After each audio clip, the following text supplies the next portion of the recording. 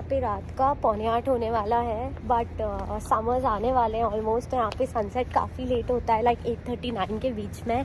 तो मैं आज पूरा दिन लाइब्रेरी में थी क्योंकि फाइनल एग्ज़ाम्स का वीक चल रहा है।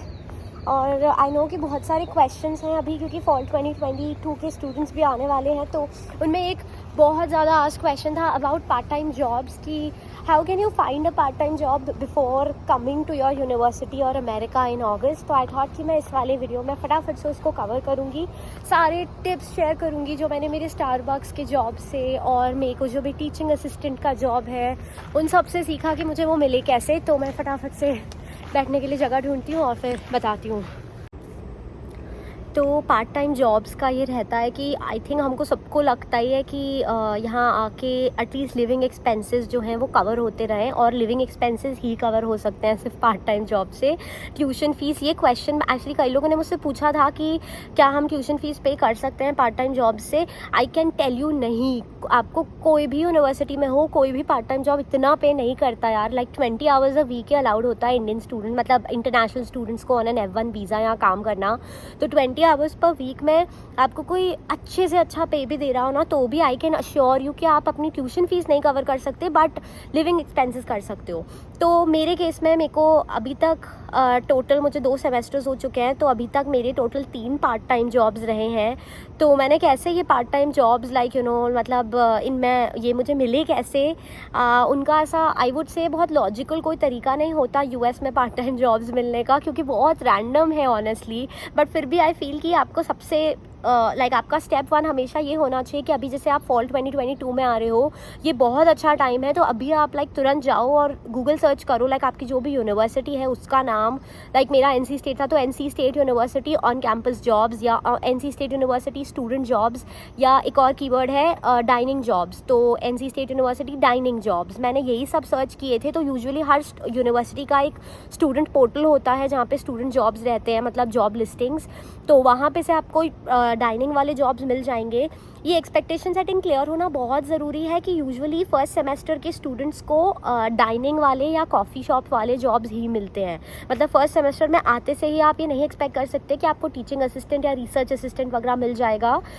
1-2 एक्सेप्शन केसेस मैंने देखे हैं, जैसे एक मेरा फ्रेंड वो मैथ्स डिपार्टमेंट में था, तो उसको आते ही पिछले सेमेस्टर में जब हम लोग सब स्टारबक्स कर रहे थे या डाइनिंग जॉब्स कर रहे थे, सिर्फ एक स्टूडेंट मुझे पता है यहाँ पे जिसको फर्स्ट सेमेस्टर में आके ये ग्रेडर वाला रोल मिला था। बाकी यूजुअली 99% स्टूडेंट्स यही करते हैं ऑन कैंपस लाइक डाइनिंग वगैरह का और ये सब जॉब। तो फर्स्ट सेम में यूजुअली वही मिलता है, तो थोड़ा वो दिमाग में रहेगा तो आपको डिसअपॉइंटमेंट नहीं होगा। बाकी मतलब मेरे जैसे मैंने आपको बोला 3 जॉब्स अभी तक रहे हैं। तो ये तो बात हो गई फर्स्ट सेमेस्टर वाले जॉब की कि मैंने ऐसे गूगल सर्च किया था, इसी टाइम रफली किया था, 3-4 मई को मैंने अप्लाई किया था और 23 मई तक मेरे हाथ में जॉब ऑफर आ गया था। तो बीच में सिर्फ एक इंटरव्यू राउंड हुआ था स्टारबक्स के मैनेजर के साथ, तो उन्होंने यही पूछा था मेनली। और आपको जो डाइनिंग जॉब्स हैं वो उसमें सबसे ज़्यादा ये देखते हैं कि आप इंग्लिश में कम्युनिकेट करने में कितना कंफर्टेबल हो। अगर मैं बहुत ऑनेस्टली बताऊं तो वो उससे ज़्यादा मुझे नहीं लगा कि कुछ ज़्यादा स्किल्स वगैरह देखेंगे आपकी, क्योंकि वो बेसिकली मतलब स्टारबक्स पे मुझे कॉफ़ी बनानी थी, इसमें ऐसे कोई और स्किल्स नीडेड थे नहीं। तो बट वो ये देखते हैं कि आप कितने कंफर्टेबल हो इंग्लिश में बात करने में कस्टमर्स वगैरह से और ये सब। तो डाइनिंग जॉब्स मिलना यूजुअली उतना डिफ़िकल्ट नहीं होना चाहिए, but at the same time क्योंकि वो उतना डिफ़िकल्ट नहीं है तो वो बहुत लक बेस्ड भी है कि कुछ बच्चों को मिल जाता है, कुछ को नहीं मिलता। NC स्टेट यूनिवर्सिटी में यूजुअली सबको मिल गया था क्योंकि हमारे बहुत सारे डाइनिंग जॉब्स और कॉफ़ी शॉप्स वगैरह हैं।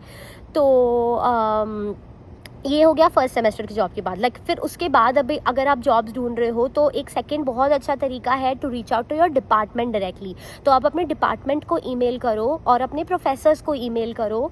आप अभी जिनके कोर्सेज लेने वाले हो आप उनको भी ईमेल कर सकते हो उन प्रोफेसर्स की ईमेल्स ढूंढ के। प्रोफेसर्स का ईमेल ढूंढने का सबसे ईजी तरीका है आप उनका नाम टाइप कर दो और साथ में यूनिवर्सिटी टाइप कर दो, तो उनका आपको वेब पेज मिल ही जाएगा जहाँ उनके कॉन्टैक्ट डिटेल्स होंगे। तो start reaching out to your professors, ये बहुत इंपॉर्टेंट चीज़ है। US प्लस में नेटवर्किंग और रेफरल्स दो बहुत ज़्यादा इंपॉर्टेंट चीज़ें हैं। तो आई वुड से कि कैपिटलाइज ऑन दैट। तो प्रोफेसर्स और डिपार्टमेंट को you can reach out and tell that आप ऑन कैंपस जॉब ढूंढ रहे हो, पार्ट टाइम जॉब, तो वो भी इसमें आपकी हेल्प कर सकते हैं। थर्ड, एक और तरीका है कि अगर आपके डिपार्टमेंट बोले कि जॉब्स नहीं हैं, जैसे मेरे डिपार्टमेंट ने बोल दिया था कि जॉब्स नहीं है, फिर मैंने सेकेंड सेमेस्टर में कैसे मुझे टीचिंग असिस्टेंट रोल कैसे मिला, या जो मेरा दूसरा ग्रेजुएट असिस्टेंट रोल है, इस सेमेस्टर में मैं 2 जॉब्स कर रही हूँ, 10-10 आवर्स ईच हैं, तो मतलब 20 आवर्स आप टोटल कर सकते हो। तो वो टोटल आप कितने भी जॉब्स के बीच में बांट सकते हो। तो मतलब मेरा 10-10 का बटा हुआ है, 10 आवर्स टीए है, 10 आवर्स ग्रेजुएट असिस्टेंट है। तो ये 2 जॉब्स मिलने के लिए मैंने क्या तो मतलब मेहनत करी थी। मैंने रफली 400 समथिंग ईमेल्स भेजे थे, तो 420 ईमेल्स मुझे जहाँ तक याद है। मुझे उतना एग्जैक्टली याद नहीं क्योंकि ये सब नवंबर दिसंबर में मैं भेजे जा रही थी बस। तो शायद 400 ईमेल्स। तो मेरे जब डिपार्टमेंट में मतलब ऐसे लॉजिकली है कि आपके डिपार्टमेंट ने अगर मना कर दिया कि वहाँ जॉब्स नहीं है, तो फिर मैंने सोचा कि अब मेरा इंटरेस्ट बिजनेस साइड में है, तो मैं बिजनेस स्कूल के मतलब MBA कॉलेज के हर प्रोफेसर को मैंने मतलब MBA कॉलेज की वेबसाइट पर गई, उनका डायरेक्टरी ओपन किया, तो A to Z जितने नाम थे हर प्रोफेसर को मैंने रीच आउट किया था अपने एक छोटी सी प्रोफाइल के साथ। मतलब एक आप अपना 10-15 लाइन का एट द मैक्स ईमेल बना सकते हो। तो ईमेल, कवर लेटर, मैंने कवर लेटर नहीं भेजा था, शायद सिर्फ रेज्यूमे भेजा था। कवर लेटर के लिए तो जॉब ओपनिंग होनी चाहिए, सिर्फ रेज्यूमे और एक ईमेल। मैं वो ईमेल आप लोगों के साथ यहाँ पे शेयर कर देती हूँ जो मैंने जिससे मुझे ये 2 जॉब्स मिले। तो मैंने 400 प्लस ईमेल्स भेजे एट फर्स्ट। किसी मतलब रफली 75-80 लोगों ने शायद रिप्लाई किया, मोस्टली उन्हें ऑब्वियसली मना ही किया कि नहीं है कुछ भी। पर उनमें रफली 8 या 10 ने बोला था कि if we come to know will let you an off like something. और फाइनली मतलब ऐसा होता है ना कि एक पॉइंट ऐसा आता है जहाँ आपको लगता है कि आपकी कोई भी मेहनत कोई रंग नहीं ला रही है। मतलब मैं गिव अप ही करने वाली थी, मुझे लग रहा था कि अब शायद नहीं लिखा इस सेमेस्टर में पार्ट टाइम जॉब मिलना कुछ और, मुझे फिर से स्टारबक्स ही करना पड़ेगा। और मैं नहीं करना चाहती थी स्टारबक्स क्योंकि वो बहुत ज़्यादा थकाने वाला जॉब था। 8-8 घंटे वहाँ पे खड़े रहना, मतलब हमारे स्टारबक्स पे 1200 कस्टमर्स आते थे रफली पर डे, तो वो बहुत ज़्यादा हेक्टिक था। बट मुझे लग रहा था कि अब शायद और कुछ नहीं होगा। तो आई फील कि मैं बस जब गिव अप करने ही वाली थी उसी टाइम पे 3 प्रोफेसर्स का आ गया। एक ने मुझे बोला कि एक टीचिंग असिस्टेंट ढूंढ रही हैं एंटरप्रेन्योरशिप कोर्स की प्रोफेसर, तो उन्होंने मुझे उनसे कनेक्ट कर दिया। तो मुझे मेरा टीए रोल मिला एंटरप्रेन्योरशिप कोर्स का। और टीए रोल क्योंकि मेरे खुद का डिपार्टमेंट का नहीं है, तो ये क्वेश्चन था कि नहीं, मुझे कोई ट्यूशन फ़ी वेवर नहीं मिला, मैंने फ़ीस अपनी पूरी दी। सिर्फ टीए की मुझे सैलरीड एम्प्लॉय थी, तो उसकी मुझे सैलरी मिलती थी सिर्फ टीए की 10 आवर्स पर वीक के लिए, तो वो टीए रोल मिला। फिर एक और का आ गया, यही बिजनेस मतलब बिजनेस स्कूल की वो प्रोफेसर एक और का आया कि वो लोग एक कॉन्फ्रेंस ऑर्गेनाइज कराने वाले हैं मई में, तो उनको कॉन्फ्रेंस ऑर्गेनाइज कराने के लिए एक असिस्टेंट चाहिए। तो वो वाला जॉब मुझे मिल गया। वो कॉन्फ्रेंस ऑर्गेनाइज कराने पे मैं काम कर रही हूँ पिछले 3 महीने से। 19 मई को है वो कॉन्फ्रेंस, तो काफ़ी एक्साइटेड हूँ मैं, क्योंकि इंडिया में मैं बहुत सारे इवेंट्स ऑर्गेनाइज कराती थी, MUN कॉन्फ्रेंसेज और वो सब। तो आई फील कि वो वाला एक्सपीरियंस पूरा मेरा स्टार्टअप और MUNs का यहाँ काम आ गया कि मुझे वो ये वाला जॉब मिल गया। तो ये और तीसरा जॉब एक मुझे मार्केटिंग में मिला था। मतलब मुझे उनके लिए सोशल मीडिया कैंपेन्स वगैरह बनाने रहते MBA स्कूल के मार्केटिंग डिपार्टमेंट में। तो एकदम कहीं मतलब एक भी जॉब ना मिलते लास्ट तक फिर इन 400 ईमेल्स में से मुझे ये 3 जॉब ऑफर्स आए, जिसमें से मैंने फिर 2 लिए, बिजनेस कॉन्फ्रेंस और टीए वाला।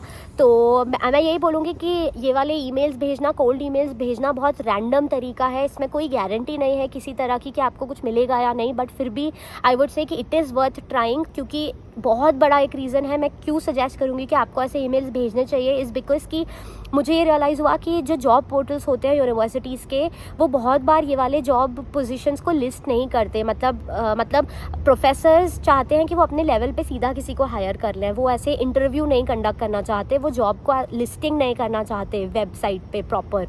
तो उस वजह से बहुत बार ऐसा होता है कि आपको नहीं पता चलेगा। आपको लग रहा है आप जॉब पोर्टल चेक कर रहे हो और वहाँ कोई ओपनिंग नहीं है, पर प्रोफेसर्स के पास ओपनिंग्स होती हैं, बस वो लिस्ट नहीं करते उनको वहाँ पे। तो आप जब तक ऐसे इंडिविजुअल प्रोफेसर्स को रीच आउट नहीं करोगे, आपको नहीं पता चलेगा। ये कर लेना। और एक फाइनल टिप है कि reach out to Indian students, अपनी खुद की यूनिवर्सिटी के। तो बहुत बार इंडियन स्टूडेंट्स आपकी हेल्प कर सकते हैं कि वो अभी मान लो कहीं किसी प्रोफेसर के अंडर में काम कर रहे हैं, तो वो आपको रेफ़र करवा सकते हैं, वो आपको नेटवर्क बता सकते हैं कि इस प्रोफेसर को ईमेल करो, ये हेल्प कर पाएंगे। या मे बी वो अभी जिनके साथ जॉब कर रहे हो, अभी ये वाली चीज़ बहुत होती है कि काफ़ी बच्चे जो अभी स्प्रिंग सेमेस्टर में काम कर रहे थे, अब वो ऑन कैंपस अलाउड हो गए, उनको 9 मंथ्स पूरे हो गए, मतलब सॉरी ऑफ कैंपस अब उन्हें अलाउड है, तो अब वो इंटर्नशिप करेंगे। तो ऐसा बहुत सारा हर साल स्टूडेंट्स का चंक होता है जो अब ऑन कैंपस जॉब्स की जगह इंटर्नशिप्स करने के लिए चले जाएंगे। तो ये एक अच्छा खासा स्पेस, एक वॉइड हो जाता है जहाँ पे नए स्टूडेंट्स को अपॉर्चुनिटीज़ मिलती हैं। तो यहाँ पे आप इस पे कैपिटलाइज कर सकते हो कि reach out to Indian students जो आपकी काफ़ी हेल्प कर सकते हैं, कि अगर वो किसी प्रोफेसर को रेफ़र कर दें आपके लिए, आप उनसे बात करके सीधा रेफरल मत मांगना यार, वो अच्छा नहीं लगता, कोई बिना जाने आपको नहीं करेगा।